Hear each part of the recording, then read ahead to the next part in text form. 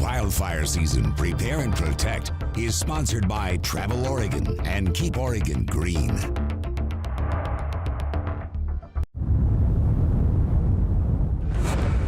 The West back in the crosshairs. Watching the TV, I see the fire.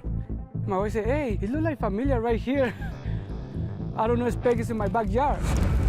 We got way lucky. We got lucky. Firefighters bracing for a busy wildfire season. Last year we tied our record number of calls. We're on pace to blow that out of the water this year. Using every tool at their disposal to protect lives and homes. This is really hard to look at.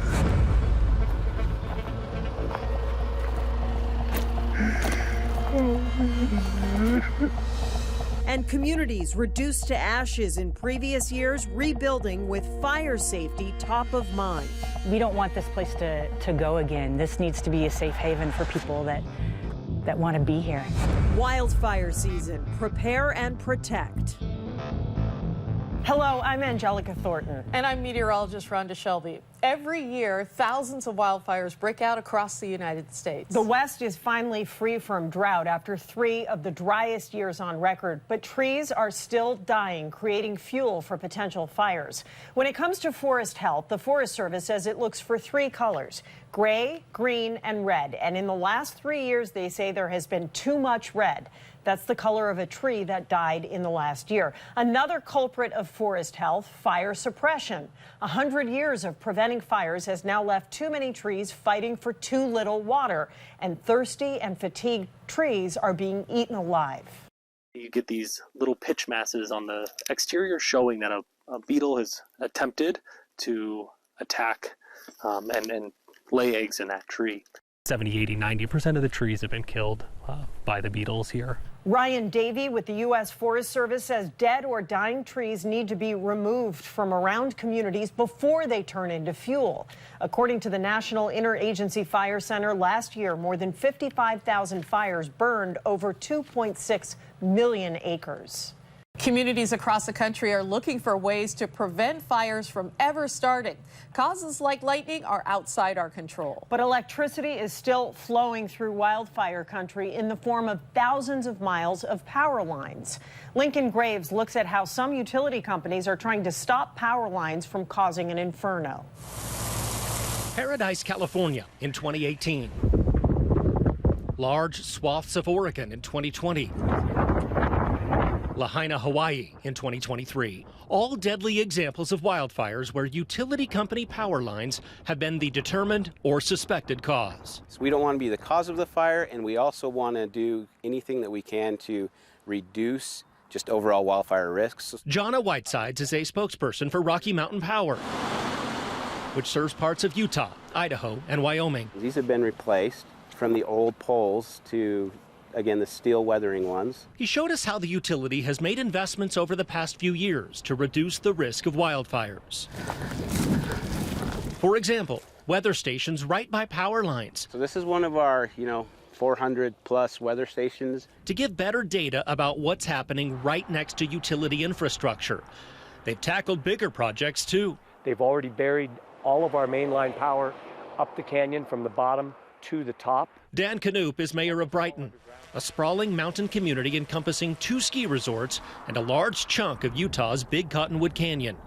Despite snow on the ground now, this is wildfire country. We're very aware we're starting to have issues with insurance companies wanting to cancel insurance up here. A prime place for Rocky Mountain Power to start burying power lines. They started in 2022, putting main lines underground. But Dan wanted more. We begged and pleaded and convinced them to go ahead and do all the secondary lines. That work is still to come, but all power lines in the canyon could eventually be underground. It's a type of mitigation many think should be done in many more places. Why aren't we doing more of that everywhere? And we get that question all the time, and we're going to do it where it makes the most sense and where it's most cost effective. Undergrounding is expensive work, much of it eventually passed on to ratepayers. But it's also work that could have started years ago. Critics say utility companies have been slow to react. Do you feel like seeing some of the really awful fires of the past 10 years was a catalyst for them to do this? Yes. Barbara Cameron has lived in Brighton for 25 years. She has high praise for Rocky Mountain Power, but she also wanted help years ago. We had asked in years past for participation, but we knew it was an expensive process. And when they came to us 2 years ago, I was so surprised and delighted. Pacific Corps got two... Federal officials like Secretary of Energy Jennifer Granholm say they're also helping push utility companies towards system hardening. What is the administration doing to help prod, mandate utility companies across the country to reduce wildfire risk that they cause? Yeah, I mean, first of all, we have $20 billion that we are putting out to utilities and those who operate transmission lines to reduce wildfires. And how are we doing that? They have to maybe underground, they have to cover their conductors, they have to sectionalize. That money is part of a recent utility investment grant announced by the Biden administration. But utilities are making their own investments. They could be cheaper in the long run than being liable for wildfires. We've seen this happening. We've seen it happen with other utilities. Let's get ahead of it and let's, put mitigation practices to work. Rocky Mountain Power is owned by Pacific Corps, which also operates Pacific Power in the Pacific Northwest. Jonna says the same investments happening in the Rocky Mountains are happening there too. California's Pacific Gas and Electric, which was deemed responsible for the 2018 Camp Fire, has embarked on a massive system hardening effort, including a promise to underground 10,000 miles of power lines. Yeah, the last thing we need is more trees right now. Brighton's mayor feels like utility companies have flipped the switch in confronting fire dangers. I think they get it. I think they understand. They've seen it. It's happened. There's no question. I'm Lincoln Graves reporting. Much of the West is on guard for what could be a record wildfire season. And in many places, volunteer firefighters will be the first to respond. But as Paul Rivera explains, many of those small firefighting operations are desperately short of people and resources. The story of the fire threat in the Great American West is evident in the vast forests in Washington state. This rugged frontier is dotted with places like this. Ravensdale, a tiny community surrounded by a massive nature area. If a big wildfire breaks out here, firefighters from all over will descend, eventually. But in the crucial first minutes, this town's small volunteer department might have to hold the line on their own. When the big one hits, they'll be the first ones there. We call ourselves kind of the town at the end of the road. In a far stretch of the county that holds Seattle, Fire Commissioner Steve Hickey says there's a lot that can burn. So we're the last 100% volunteer department in King County. What is your worst case scenario? Cell phone coverage is a big issue out here. In our rigs right now, we keep 3 different cell phone carriers on them to even be able to communicate at all because we have to bounce around. Let's say you see a fire starting or you've started a fire by accident. You may have to drive miles before you can even call. At that point, it's going to spread very quickly. Digging that back. The challenges facing volunteer fire departments aren't unique to Washington state. Issues with staffing abound nationwide, from Utah to Arkansas and in between. Of all the fire departments in the country, about 8 out of 10 of them are all volunteer or mostly volunteer operations, according to the National Volunteer Fire Council. And as the U.S. population has increased more than 40% in the last 40 years, there are about 200,000 fewer firefighters today. These small departments aren't just short of people, they're also short of cash to help keep the forest fires in check. 2 years ago, we passed a lot of money at a state level that was supposed to come out and start clearing the forest floor. We haven't seen that happen out here. And when you talk about forest management, look at all of this right here. All of this that's on the ground needs to be cleared out, they say, because it can burn like this. So if this was to go, it would be a real problem. That's right. We'd be calling in for state air support, surrounding agencies, and by the time they get here, I don't know what the damage would be. As you go east in Washington, the trees begin to disappear, giving way to fields and wind farms. The wind can move the fire so quick. Fire Chief Brandon Schmidt leads an almost all-volunteer fire department. They're working hard to keep up. Kittitas County is the fastest growing county in the state. Firefighters out west look to what's happening in this part of the state as a crystal ball of how fire season will go. This is the front line. Last year we tied our record number of calls. We're on pace to blow that out of the water this year. For you, the call volume going to wildfires, that's growing. Yes. It's not very often in the summertime we go to a fire anymore and it stays really small. Having, fought forest fires since 2002, in Washington State, Kittitas County, it's definitely changed. Longer seasons, drier, hotter seasons, windier seasons. It used to be just July and August, and now we're potentially May through October, November. So how do you stop the big one? It mostly comes down to money to get more resources, forest management, but also help comes from people simply not starting large fires. Because the lines of defense between the wildfire and the city you live in may be pulled tighter than you think. At the end of the day, it's just a numbers game. And though we're able to handle the car accidents and the aid calls and the residential fires, when an area like this really burns, it's going to be a much bigger deal than anything you've ever seen out here. Still ahead, rising from the ashes. Oh my gosh. This is my house. This is all that's left of my house. Nearly 4 years after devastating wildfires tore through Oregon, how one community is turning their tragedy into action.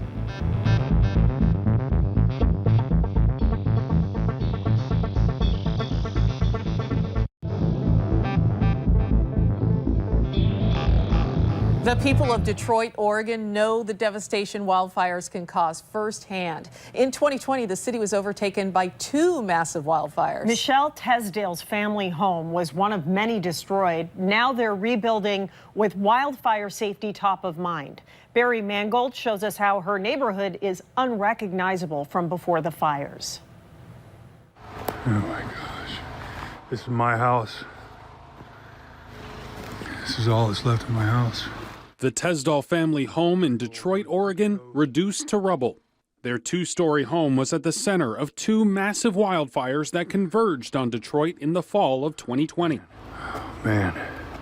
Do you recognize what's around here now? No, and most people that would come and visit that came after the fires didn't know how to find our house or find where we were at because they couldn't recognize the streets to turn on. More than 3 years later, Michelle Tesdale remembers her family escaping the city and watching as her worst fears came true. And we had the computer open and we were watching the fires, and they were little red dots basically showing the hot spots. And we're like, Detroit saved, Detroit saved. And then pretty soon you saw them come together, and that's when our hearts just sank. It was, oh man, that was a hard day. Yeah. Hard day. This is really hard to look at.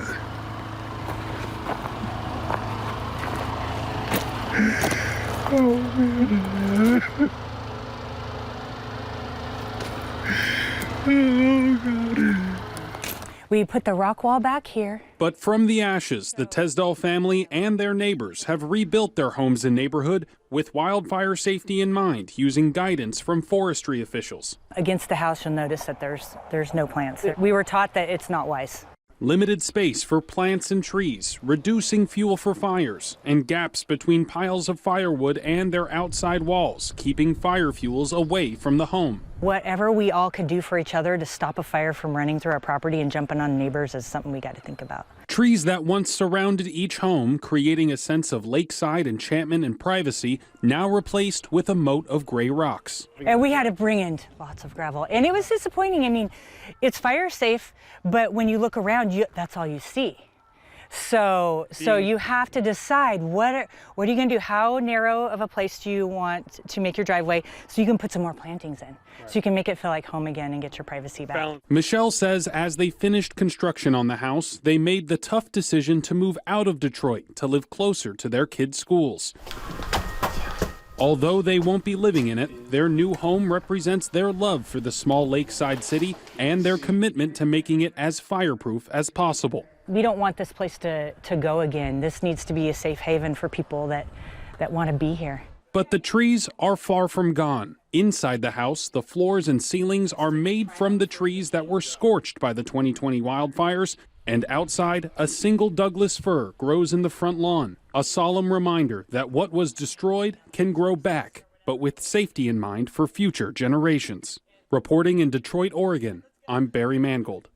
Fire prevention starts with all of us. One of the simple things you can do now before a wildfire starts is create what is called defensible space around your home. Zone 1 is the first 5 feet closest to your home. Clean roofs and gutters of dead leaves or debris, and move any flammable material away from your home. That includes firewood piles and anything stored under decks or porches.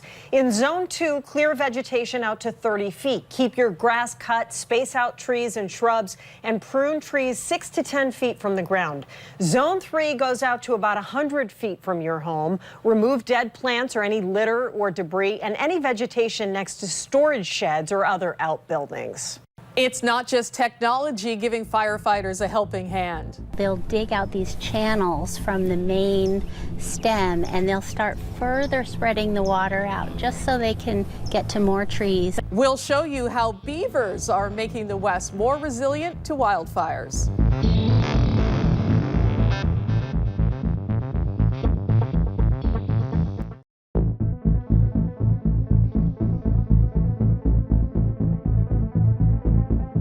Often when we're talking about wildfires, we're talking about forecasting the location that these fires can develop or spread, but that's not the only big impact. Smoke has a massive impact on us when it comes to air quality, dealing with hazy skies. That is always a key feature. We have a couple of tools at our disposal to better forecast exactly where that smoke will spread and just how big of an impact it can have on you. Now, I want to take a closer look at this graphic because this right here really helps to break down exactly what we're looking at anytime a fire develops. This is from an example back in June, a wildfire in central Oregon.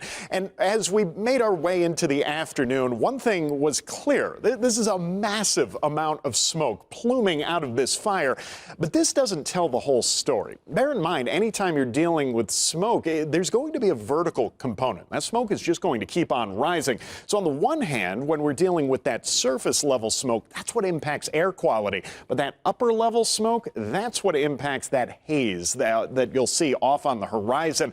And when you really break it down, you're going to notice that there's a bit of a discrepancy here. Now, this particular product is what's called the vertically integrated smoke product. In other words, all of the smoke in the atmosphere. But if we remove that upper layer, suddenly we lose that plume going off to the northeast. This is because winds change direction and speed with elevation. And in this case, when we're looking at where the air quality would be at its worst, well, that's pluming directly off to the east and not impacting northern or eastern Oregon as demonstrably. Now, as we move through the next 24 hours in this forecast, we start to see that smoke shifting direction. The surface winds beginning to turn for us. Now that smoke plumes down to the southeast, but we add in that upper layer, and again, we see that little bit of a difference there, the discrepancy. That smoke and haze moving due east, while all of that surface level smoke that impacts air quality staying down to the southeast. And that's always a big difference when you're talking about the smoke in the forecast, not just about what turns into that haze, but more importantly, what causes all of those issues when it comes to air quality concerns, when it comes to dealing with cardiopulmonary issues and those that have any pre-existing conditions that can run into some big problems. Anytime we're talking about air quality alerts and advisories, and in this case, this lined up perfectly when it comes to where we saw the air quality taking a hit. Rather than seeing a huge development off to the northeast, this was still very, very localized. It just goes to show the impacts that smoke can have at the surface versus higher aloft. Now, this is just one of the tools at our disposal, but it's something you'll likely see a lot of throughout wildfire season, breaking down exactly where we'll have those biggest impacts. Just one of the examples where we have some extra special technology at our disposal that can really make a big difference when it comes to impacting and forecasting not just wildfires, but the issues that can have an effect on you. It's not just technology helping fight wildfires. Scientists are turning to an unusual ally, the beaver. Starting to see some drag marks. You can start to see where the beavers have been coming out of the water. Audrey Taub is with the San Luis Obispo Beaver Brigade in California. She explained how beavers on the hunt for wood for their dams create new channels of water from rivers that become new wetlands. A satellite imagery study by the University of Minnesota showed wetland beaver habitat was less likely to burn in a wildfire, and in some cases was almost completely spared. It's kind of a mess, and it's wonderful. You know, it's a great big sponge that's not going to burn. The Forest Service says beavers are so good at restoring wetland and retaining water that land managers are using their work as a blueprint to mimic their structures, also known as beaver-based restoration. While you're enjoying the great outdoors this summer, there are some simple things you can do to make sure you don't start a fire. When you're camping, use established campfire rings or put rocks around the fire and remove all flammable materials within 3 feet. Never leave the fire unattended. When you're putting out a fire, remember to drown, stir, and repeat. That means pouring water on the fire, then stirring the debris to uncover any embers. Continue until the fire is cold to the touch. Don't drive over dry grass, and make sure you aren't dragging any chains from your vehicle.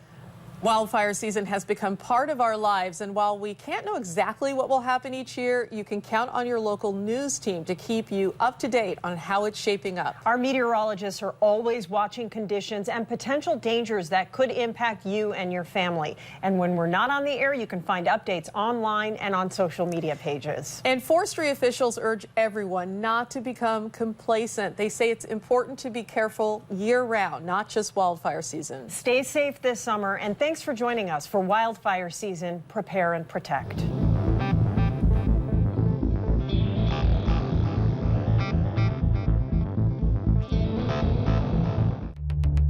Wildfire Season, Prepare and Protect was sponsored by Travel Oregon and Keep Oregon Green.